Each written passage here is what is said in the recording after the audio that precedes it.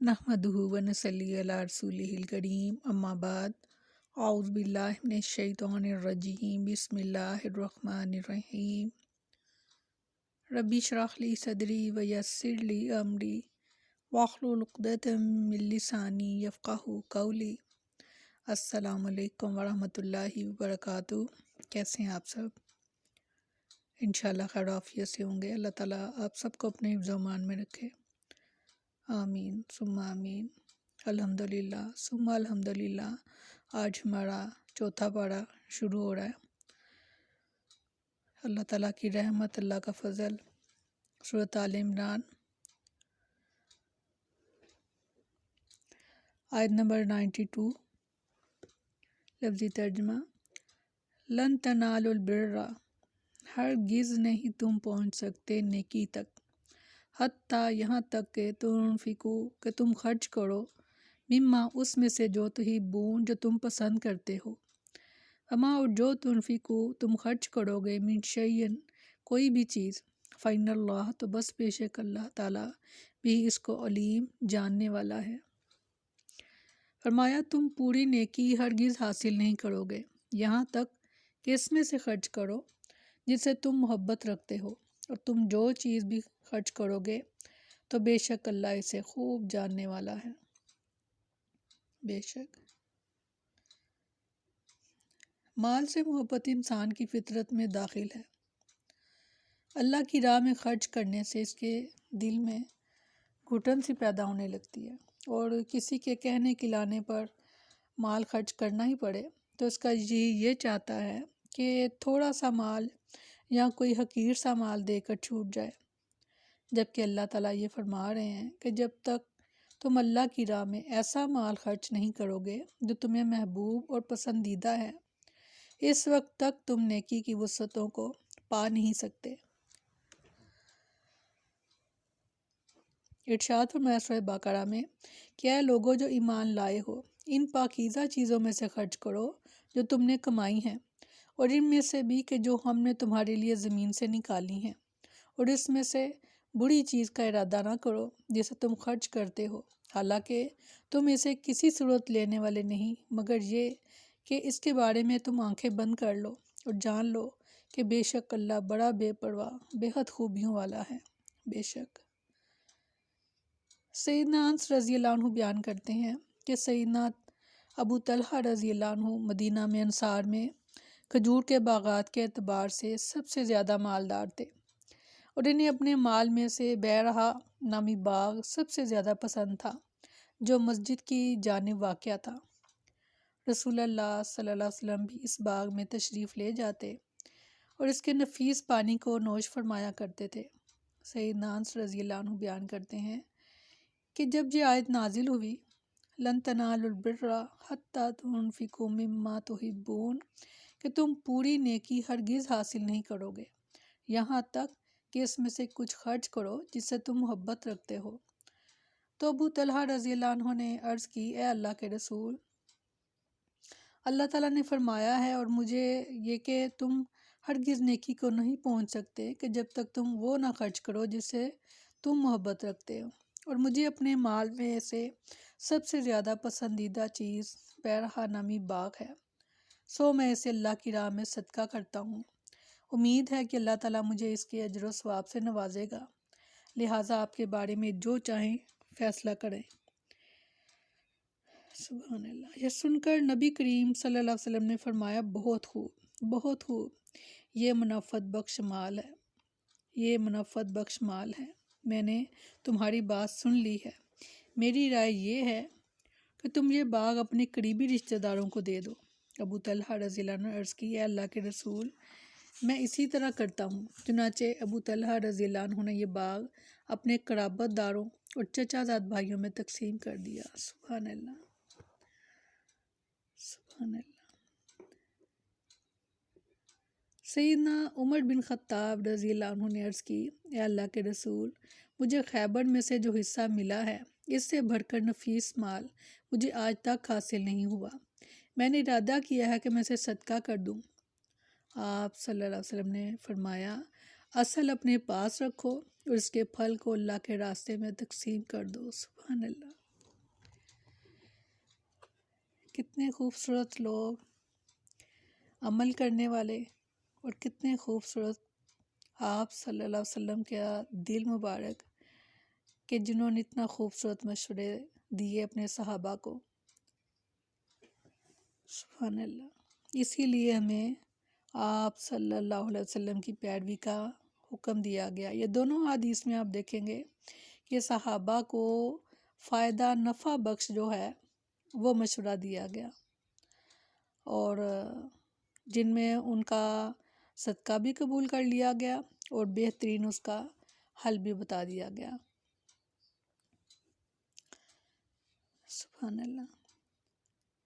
آیت نمبر 93 اور 94، کلو طعام، تمام کھانا، کانا تھا، حلن حلال، لبنی اسرائیل، بنی اسرائیل کے لیے، الا مگر ما جو حرام کیا اسرائیل نے، یعنی حضرت یعقوب علیہ السلام نے، علی نفسہ ہی اپنے نفس پر، من قبلی اس سے پہلے، انجے کہ تنزلہ کہ نازل کی جاتی، تورات، قل کہہ دیجئے، فاتو تو لے آؤ، بالتورات تورات کو، فتلوہا پس پڑھو اس کو، ان اگر تم ہو صادقین سچے، فمن پس جو افطرا باندھے اللہ اللہ پر کاذبہ جھوٹ، من بعد ذالک اس کے بعد، فاولئک پر یہی وہ لوگ ہیں، ہم الظالمون کہ جو ظالم ہیں۔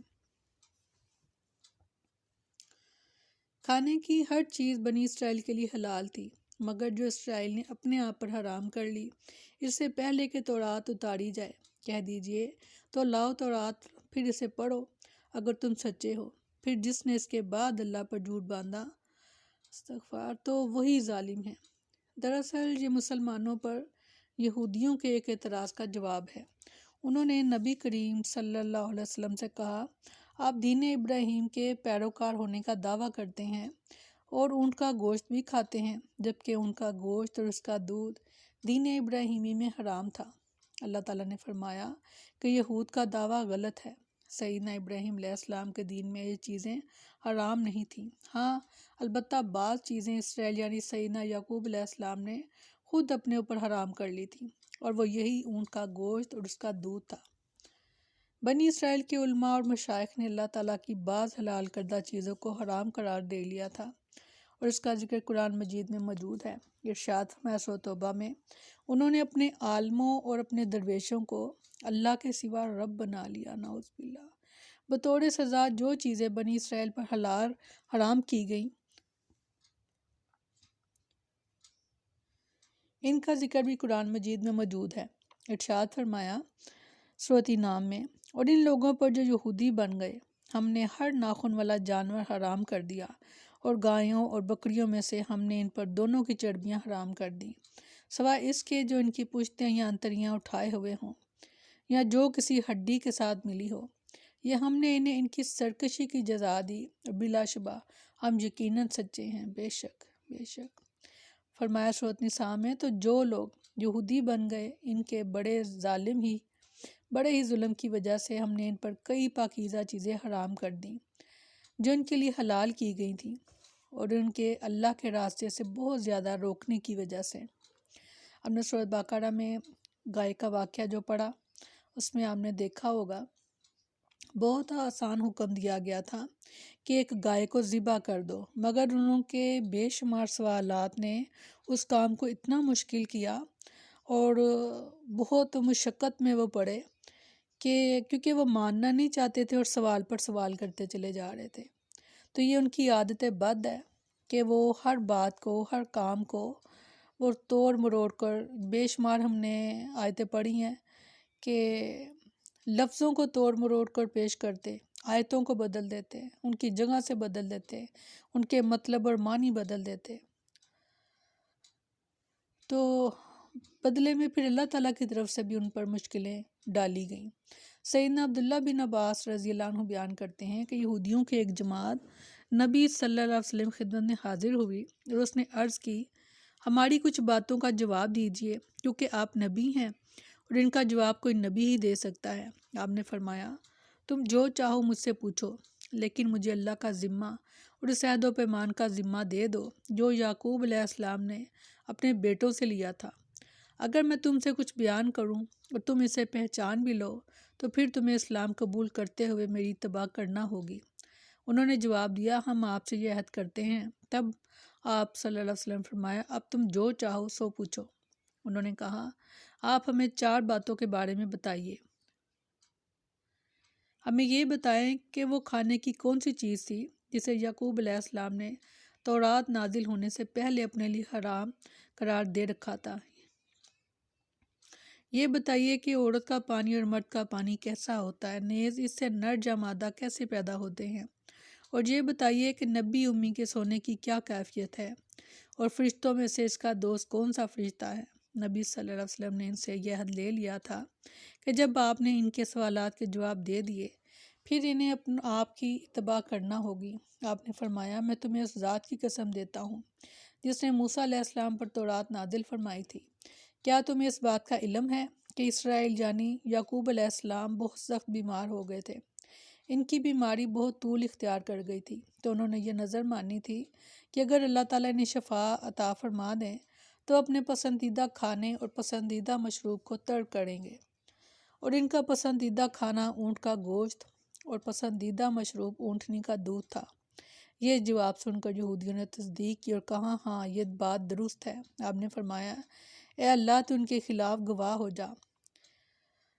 سبحان اللہ۔ پھر آپ نے فرمایا، میں تمہیں اس بات کی قسم دیتا ہوں جس کے سوا کوئی معبود نہیں اور جس نے موسیٰ علیہ السلام پر تورات کو نازل فرمایا تھا، کیا تم یہ جانتے ہو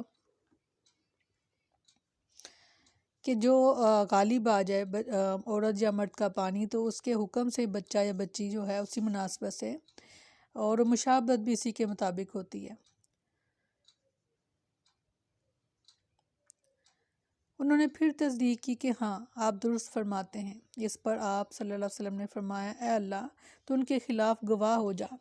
پھر آپ صلی اللہ علیہ وسلم نے فرمایا، میں تمہیں اس اللہ کی قسم دیتا ہوں جس نے موسیٰ علیہ السلام پر تورات نازل فرمائی تھی، کیا تم یہ جانتے ہو کہ اس امی نبی کی آنکھیں تو سوتی ہیں مگر اس کا دل نہیں سوتا؟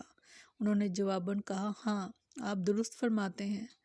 آپ نے فرمایا، اے اللہ تو گواہ ہو جا۔ انہوں نے کہا، اچھا اب آپ یہ بتائیں کہ فرشتوں میں سے آپ کا دوست کون ہے؟